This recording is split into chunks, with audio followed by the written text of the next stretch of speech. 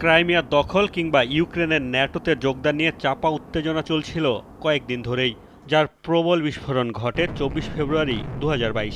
ভোরের আলো ফোটার আগেই ইউক্রেন জুড়ে সাঁড়াশি হামলা শুরু করে রুশ বাহিনী। সূচনা হয় দ্বিতীয় বিশ্বযুদ্ধের পর ইউরোপের সবচেয়ে বড় সামরিক সংকটের। অভিযানের শুরুতেই কিয়েভের খুব কাছে চলে যায় রুশ বাহিনী। রাজধানীর উত্তর পশ্চিমাঞ্চলে অবস্থান নেয় ২৪ মাইল দীর্ঘ সেনাবহর। কিন্তু ইউক্রেনের শক্ত প্রতিরোধের সূচনাও সেখানে। চারদিক থেকে ঘিরে ফেলেও রাজধানীর নিয়ন্ত্রণ নিতে ব্যর্থ হয় রাশিয়া। পিছু হটে একসময়, পরে যুদ্ধ অনেকটাই সীমাবদ্ধ হয়ে পড়ে ইউক্রেনের রুশ অধ্যুষিত পূর্বাঞ্চলে। তবে মাঝে মধ্যেই বিভিন্ন শহরে হামলা চালিয়ে শক্তির জানান দিয়েছে রুশরা।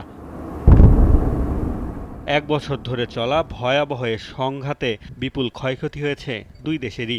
যুদ্ধের ময়দানে প্রতিপক্ষের লক্ষাধিক সেনা নিহতের দাবি রাশিয়া ইউক্রেন উভয় পক্ষের। জাতিসংঘ বলছে বেসামরিক মারা গেছে অন্তত ৮,০০০। আতঙ্কিত মানুষ দেশ ছাড়তে শুরু করলে ইউক্রেনের সীমান্তে নামে শরণার্থীর ঢল। দেখা দেয় ভয়াবহ মানবিক সংকট। দেশ ছাড়তে বাধ্য হয় ৮০ লাখের বেশি ইউক্রেনীয়। রাশিয়া ইউক্রেন সরাসরি ক্ষতিগ্রস্ত হলেও সংঘাতের কারণে ভুগতে হচ্ছে গোটা বিশ্বকেই।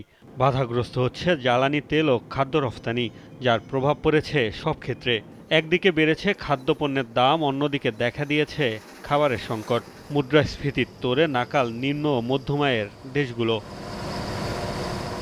কয়েকবার আলোচনার উদ্যোগ নেওয়া হলেও তা সফলতার মুখ দেখেনি।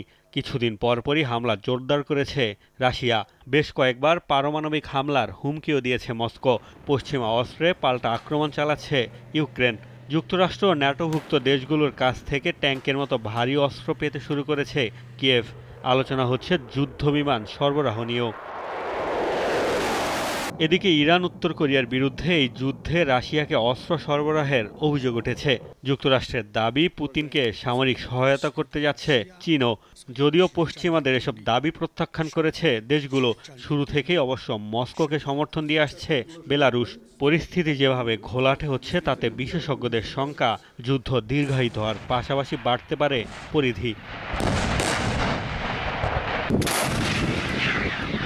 মোস্তফা মাহমুদ, যমুনা নিউজ।